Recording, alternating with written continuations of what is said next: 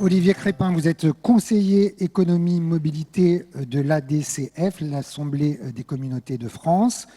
Vous fédérez près de 1000 intercommunalités avec pour mission la coopération intercommunale et le dialogue territorial. Très concrètement, je le disais, les communautés de communes sont désormais en première ligne puisque la LOM va leur donner la possibilité de devenir autorité organisatrice de mobilité. Elles vont devoir se décider d'ici au 31 décembre prochain. Expliquez-nous. Bonjour à tous et merci à Valérie Dreyfus pour son invitation. C'est vraiment un plaisir d'être parmi vous ce matin. En effet, donc, la LOM, c'est le grand moment, voilà, c'est l'actualité de maintenant, va offrir effectivement l'opportunité à l'ensemble des intercommunalités de se positionner sur cette prise de compétence d'organisation de la mobilité. Mais en fait, ce n'est pas nouveau. C'est-à-dire que toute intercommunalité pouvait jusqu'à maintenant devenir autorité organisatrice de la mobilité. Alors, il y a à peu près 1260 intercommunalités. C'était une compétence d'organisation qui était obligatoire, vous le savez, dans les agglomérations, les métropoles. Alors nous, à la DCF, les intercommunalités de France, bien évidemment, on fédère 1000 intercommunalités et on suit ce mouvement très attentivement et on a accompagné, on était présents très actifs tout au long de la phase de concertation, Assise nationale de la mobilité, bien sûr. On s'est plus particulièrement investi dans le groupe préparatoire des assises sur les mobilités solidaires dans les espaces de faible densité, avec les maires ruraux de France d'ailleurs, qui siégeaient dans ce groupe. Et on avait effectivement, bien évidemment, souscrit aux grandes orientations qui ont consacré aussi, je dirais, la mobilité solidaire maintenant dans le Code des transports. En fait, on en faisait déjà, la mobilité solidaire. C'est-à-dire que beaucoup de communautés de communes exerçaient, étaient des AOM en fait, qui s'ignoraient, exerçaient en fait des responsabilités en la matière. Alors on l'appelait mobilité à caractère social, mobilité solidaire, mais sans forcément être AOM. Ou alors, au titre de leurs compétences facultatives, elles pouvaient mettre des solutions de transport à la demande qui étaient plus précisément adressées effectivement à des publics fragiles, en situation de handicap ou dans une logique aussi d'accompagnement de retour à l'emploi. Qu'est-ce qui va concrètement changer alors si ça existait déjà avant? Vous nous dites que tout était déjà là. Tout était déjà là, mais disons que la LOM, maintenant, leur donne rendez-vous. On en a 900, en fait, sur les 1000, qui n'étaient pas autorités organisatrices de la mobilité et qui sont amenés, d'ici le 31 décembre 2020, à se positionner sur cette prise de compétences.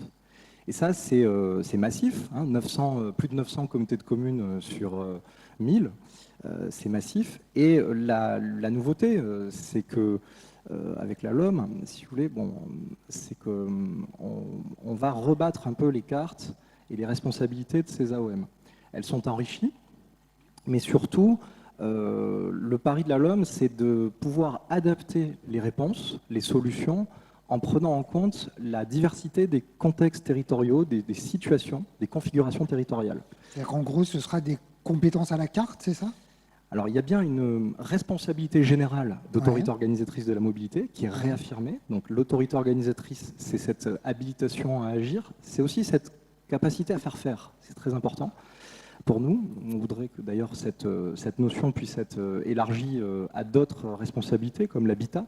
Ça, ce sera en débat dans le cadre du futur projet de loi de 3D. Je ferme la parenthèse. Capacité à agir et capacité à animer, à planifier, à, je dirais, se doter d'une approche globale, d'une vraie stratégie territoriale, de faire en sorte en fait que la mobilité infuse, je dirais, cette politique publique, le projet de territoire. Et ça sera le rendez-vous aussi des prochaines échéances électorales. Et je pense que c'est un sujet qui monte très fortement.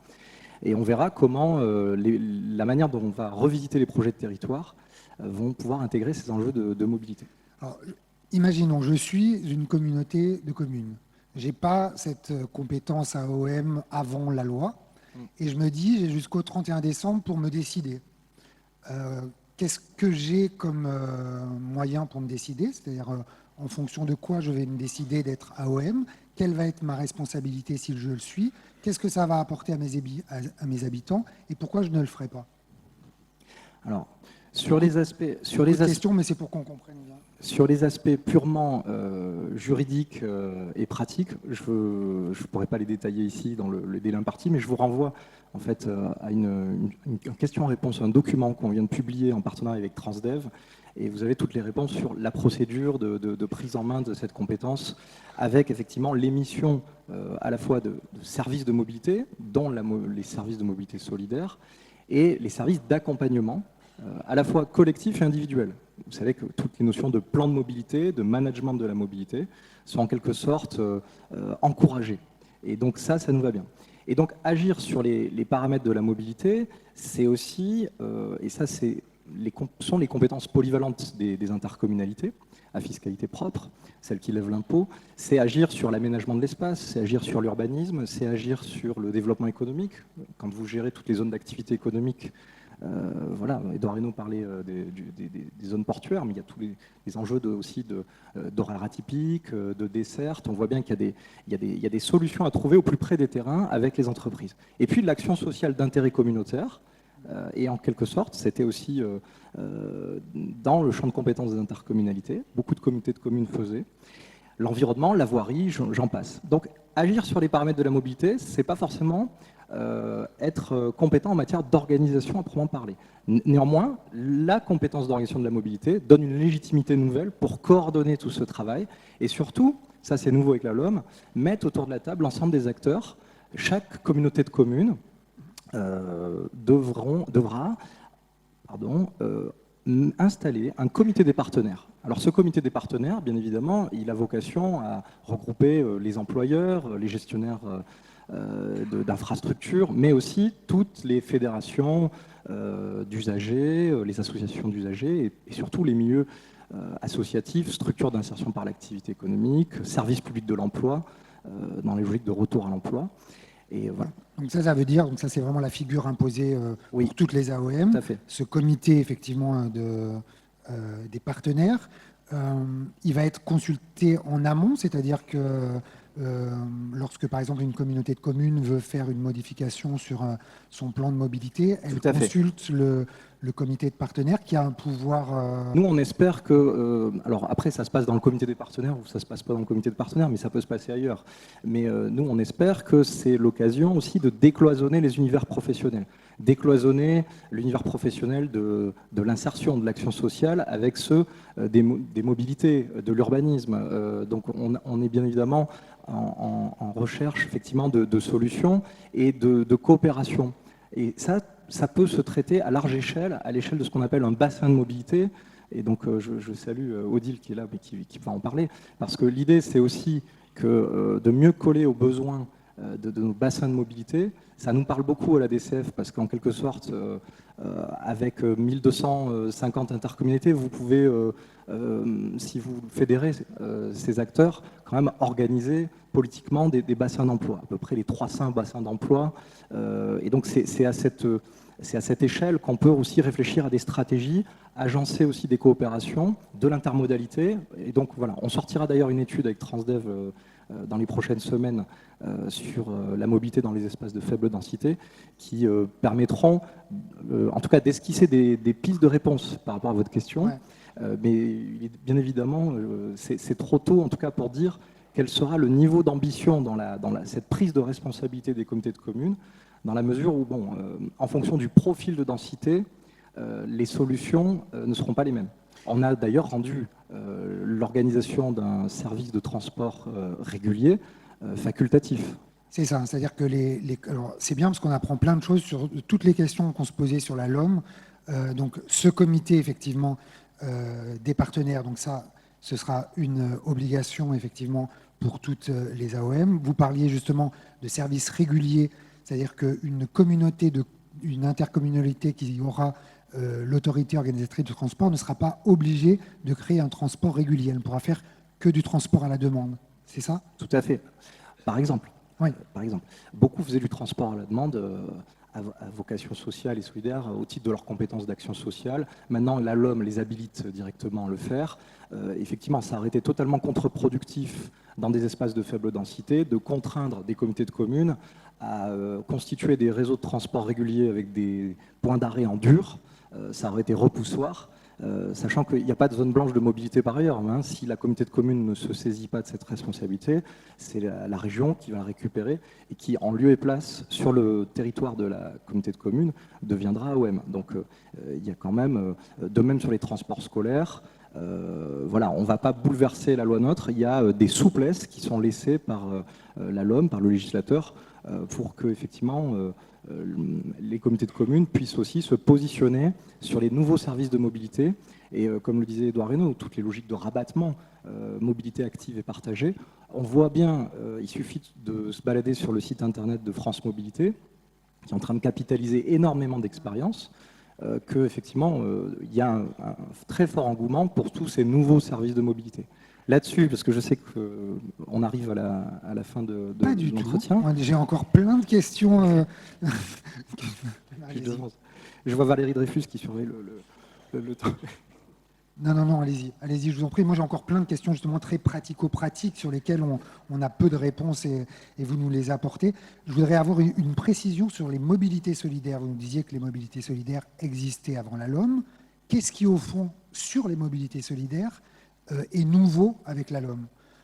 Parce qu'on a le souvenir des assises, des débats, des ateliers des assises mobilitaires, sur les assises les assises des mobilités solidaires. On a aussi l'impression, enfin plus qu'une impression quand même, mais de chercher la mobilité solidaire dans les 180 articles de la loi. Qu'est-ce qui, pour vous, cette loi apporte sur ce sujet-là? Alors vous avez raison, c'est sinueux. C'est un cheminement législatif assez long, la LOM, donc il faut chercher parfois. Mais la mobilité solidaire est vraiment inscrite en toutes lettres dans les prérogatives des autorités organisatrices de la mobilité. Mais on est, je dirais, dans le... J'en ai croisé dans la salle, il y a des vieux militants de la mobilité solidaire. On est, je dirais, dans la continuité des lois SRU, c'est-à-dire qu'en fait, toute cette fonction de conseil en mobilité, en quelque sorte, on la consacre, c'est-à-dire que ça existait déjà avec la loi SRU, vous aviez les tarifications solidaires. Maintenant, souvent, c'est toujours un peu dans les politiques publiques la question de savoir est-ce qu'il faut s'occuper des lieux ou des gens ? Est-ce qu'il faut accompagner les personnes ou est-ce qu'il faut des mesures compensatoires par un traitement sur l'aménagement de l'espace? J'ai travaillé il y a 10 ans au Gard, où on travaillait à l'époque sur le volet désenclavement du Grenelle de l'environnement, vous savez, avec le plan Espoir banlieue. C'est toujours un peu les mêmes sujets. On va compenser un mauvais appariement sur le bassin d'emploi avec des situations d'enclavement. Sur la faible densité, ça a été rappelé, il y a les logiques aussi d'éloignement. Donc là, il faut arriver à travailler, effectivement, à réfléchir parce qu'effectivement, cet accroissement continu des distances domicile-travail, c'est aussi le problème de la précarité énergétique. Donc, pour la mobilité solidaire, ce que ça change, c'est qu'il y aura un plan de mobilité solidaire qui est une figure imposée maintenant, qui devra effectivement, dans chaque département, mettre autour de la table effectivement les structures d'insertion. On pense au service public de l'emploi également. Le département qui reste quand même chef de file de l'action sociale. Tout l'enjeu de retour à l'emploi pour les allocataires du RSA, bien évidemment, mais pas que. Il n'y a pas que cette dimension-là, mais cette dimension est très importante. Après, toute l'acception de la mobilité solidaire, c'est très vaste. On a beaucoup travaillé sur la révision de la loi accessibilité de 2005 avec les fameux agendas d'accessibilité programmés. Ça nous a beaucoup occupé il y a maintenant 2013-2014, oui, le temps passe. Mais c'est vrai que c'est un enjeu inclusif fondamental. Donc voilà, il y a beaucoup de... C'est très vaste comme sujet. Vous qui êtes en lien direct avec ces communautés de communes, comment vous les... Bon, le mot est peut-être mal choisi, mais comment vous les sentez par rapport à cette LOM, c'est-à-dire est-ce qu'elles se sentent organisées, démunies, une sorte d'appétence, besoin d'information, d'être structurées, d'être accompagnées? Tout ça à la fois, en fait. Tout ça à la fois, je dirais. Je dirais qu'il y a effectivement un certain nombre d'interrogations. Ça a pu être rappelé sur le financement.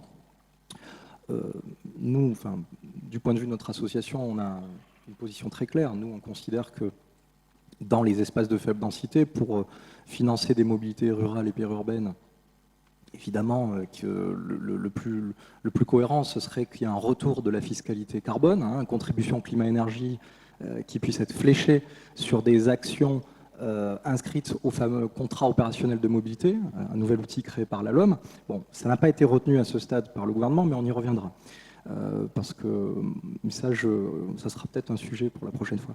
Mais comment on les sent? On les sent bien sûr au-delà effectivement des incertitudes juridiques et sur le financement. À partir du moment où on les a rassurés sur le fait qu'il y a beaucoup de souplesses qui sont laissées par la loi pour qu'elles ne soient pas obligées effectivement d'organiser des services de transport collectif réguliers ou de récupérer les lignes de transport scolaire qui seraient intégralement englobées dans leur périmètre. Ça, c'est vrai que donc il y a beaucoup de pédagogie et on est très actif dans le service après-vote pour les accompagner à la DCF. On a beaucoup de questions d'adhérents.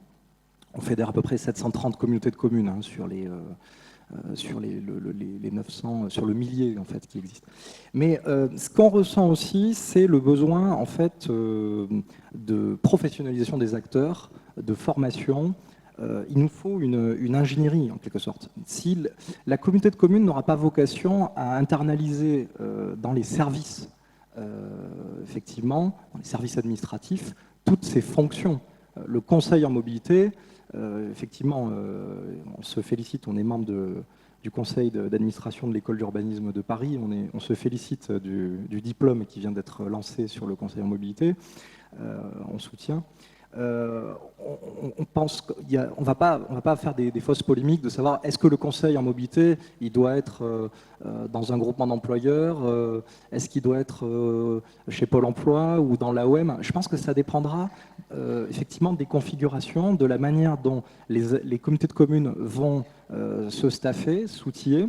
Je pense que c'est un problème de ressources humaines, c'est attirer aussi des bons chefs de projet qualifiés. C'est la capacité, c'est un problème d'attractivité globale.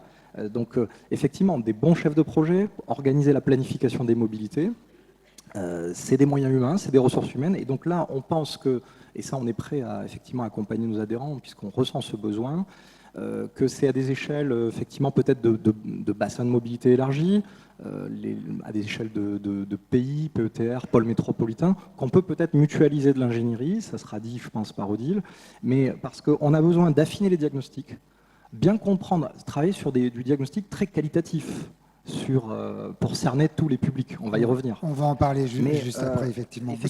Et donc animer, fédérer et former les acteurs, professionnaliser, décloisonner les univers professionnels. Donc la communauté de communes, elle n'aura pas forcément vocation à être le maître d'ouvrage en dur de toutes les interventions, mais elle va être plutôt relégitimée avec cette fonction d'AOM pour mettre les gens autour de la table, fédérer, animer, effectivement.